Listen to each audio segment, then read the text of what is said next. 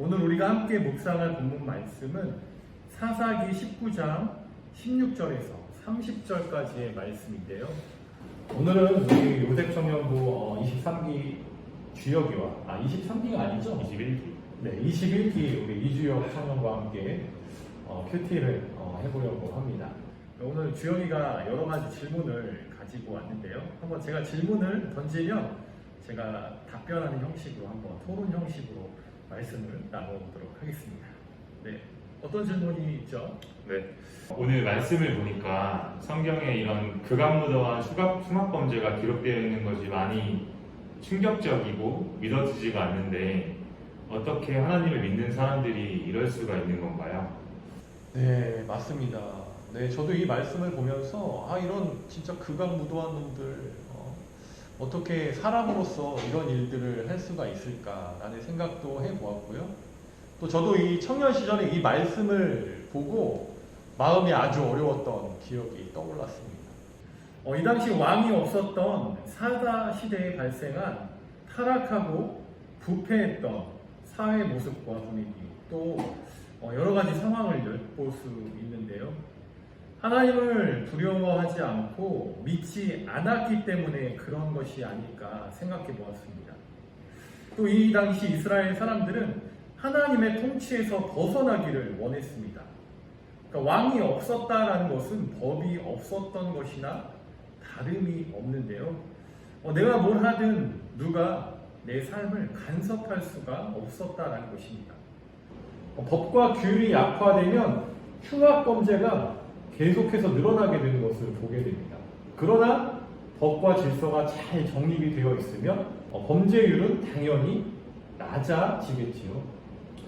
그러면 기부하라는 것이 도시의 일인인 건가요? 네, 그렇죠. 네, 이제 여기 지도를 보시면 이스라엘 12지파가 가나안을 정복한 후에 땅을 나누어 가졌는데요. 주영이가 이야기한 것 같이 기부하는 베냐민 지파의 성읍 중 하나로 그 땅을 분깃으로 받아서 베냐민 지파 사람들이 살던 지역 중에 한 도시라고 보면 됩니다. 전우사님, 근데 왜 레위인 일행들이 광장에 서서 누군가가 영접해주기를 기다리고 있었는지 이해가 안 되는데 명환이나 잠잘 때를 본인들이 알아봐야 하는 게 일반적이지 않나 해서요. 그렇죠. 네. 우리가 여행을 가거나 어디를 가면 여관에서 자는 것이 일반적이죠. 그러나 율법 정신 중에 가장 중요한 사실이 있다면 고아나 과부, 나그네를 잘 대해주라고 하나님께서 말씀하시는데요. 그러니까 고아나 과부, 나그네가 사회적 약자에 속합니다. 그 당시에 호텔이나 여관이 있었으면 좋았겠지만 그런 시스템이 그 당시에는 없었겠죠. 그리고 또 다른 관점에서 보자면 하나님을 떠난 사사시대의 이스라엘은 무자비하고 인간성이 말살된 비정한 사회였습니다. 그래서 오늘 본문에서 교훈하고자 하는 말씀의 포인트가 하나님을 떠나 이스라엘의 이 현 상태를 보여주는 것인데요. 무자비하고 무관심하고 동족인 이스라엘, 그것도 레위인들이 베냐민 지파 사람들이 살던 지역에 왔는데 그 누구도 환대하지 않았던 사회의 모습과 분위기를 잘 나타내고 있는 것 같아요. 그래서 하나님께서 말씀하신 그 율법의 정신이 이미 그들의 삶에 어떠한 영향력도 미치지 못한다는 안타까움을 보여주고 있는 것입니다. 그러면 에브라임 산간 지역에 살고 있는 한 노인이 레위인들에게 환대하고 자기 집으로 영접했던 이유는 하나님의 율법과 정신을 잘 따르고 있었다는 것으로 볼 수 있겠네요. 먹을 것도 나눠주고 나귀에게 먹일 집과 명을도 베풀어주고 필요한 모든 것들을 감당했다는 것이 참 인상적인 것 같아요. 모든 사람들이 꺼려하는 일을 기꺼이 감당하는 모습을 보면서 도전이 되는 것 같습니다. 네, 맞아요. 그런데 문제는 레위인 일행들이 그 노인 집에서 유숙하고 마음이 조금 편해졌을 때 일어나는 이 사건입니다. 그러니까 기부하에도 어떤 이 사람들이 다 착하지는 않았겠지요. 그러니까 그 기부하에 살던 깡패들, 그러니까 동네 불량배들이라고 표현하고 있는데 저는 깡패라고 생각해요. 그 사람들이 찾아와서 그 집을 둘러싸고 문을 두드리고 시비를 거는 모습이 오늘 22절 말씀에 나옵니다. 그래서 그 사람들을 데리고 나오라는 이유에 저는 진짜 깜짝 놀랐는데요. 처음에는 말씀을 내가 잘못 읽은 건가? 우리 청년들도 아마 말씀을 보면서 잘못 읽은 것이라고 생각할 수도 있을 것 같아요. 그러니까 어떤 새로운 사람들과 그렇게 만나서 사귀고 또 그 사람과의 어떤 사회적 관계를 구축하려고 하는 긍정적인 요구로 저는 말씀을 다 썼어요. 그런데 말입니다. 그게 아니라 그 관계가 성관계를 의미하고 있더라고요.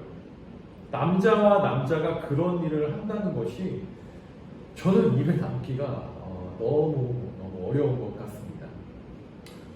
그러면 한마디로 동성애자였다라는 거네요.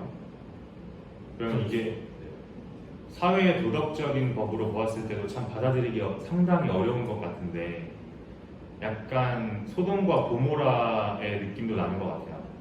네, 맞습니다.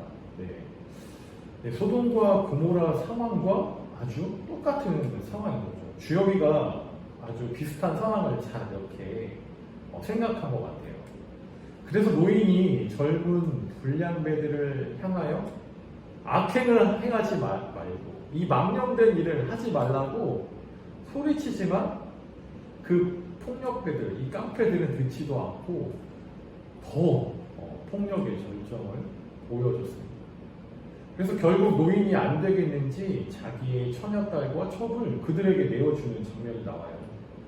어떻게 보면 이것도 좋은 방법은 저는 아니었던 것 같다는 생각이 들어요.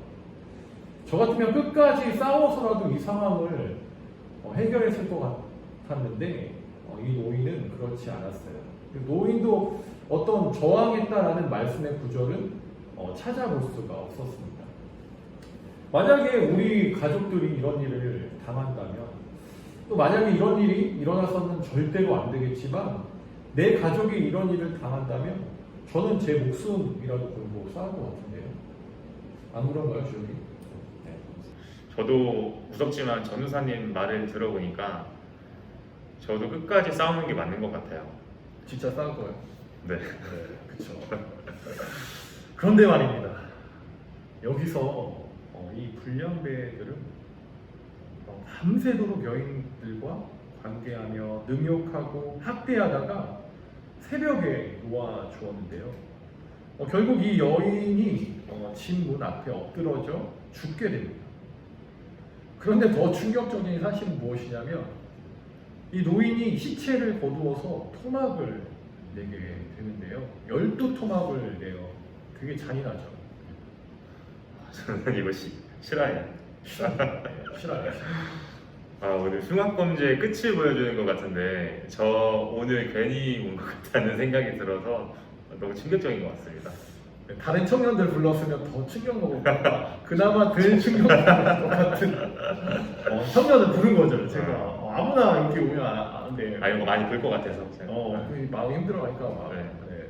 그래서 이 12토막을 내서 이스라엘 12지파 전역에 보내는 아주 엽기적인 일을 행하였는데요. 자신의 행동이나 어떤 첩에 대한 애도는 전혀 찾아볼 수가 없었습니다. 그저 이 사람도 하나님의 율법을 따르고 있다고 보였지만 자신의 소견대로 마음대로 생각하고 복수를 계획한 것인데요. 이 사건을 통해서 베냐민 지파가 몰살당할 뻔합니다. 그러니까 지금 12지파라고 하지만 11지파가 남을 뻔했는데요. 30절에 보면 이러한 일, 지금 오늘 이러한 일들이 애굽에서 나온 날부터 지금까지 없었다고 탄식하는 모습을 보면서 이스라엘 사회가 얼마나 무심하고 썩어 있는지를 낱낱이 보여주고 있는 것입니다. 어떻게 보면 우리가 살아가는 실상도 이런 것 같아요. 뉴스를 보면 매일 폐륜과 비인도적인 타락의 참상이 어제 오늘 일이 아니었음을 보게 됩니다. 이 시대를 살아가는 우리의 소망이 무엇인지 다시 한번 생각해보고 나는 지금 어떻게 살아가고 있는지 한번 뒤돌아보면 좋겠습니다. 전도사님 그런데 말입니다. 제가 오늘은 여기까지 하고 내일 오늘 너무 많이 했어. 내일 또 만나도록 하겠습니다. 오늘 하루 잘 보내시고요. 내일 뵙도록 하겠습니다. 유하. God is able, He will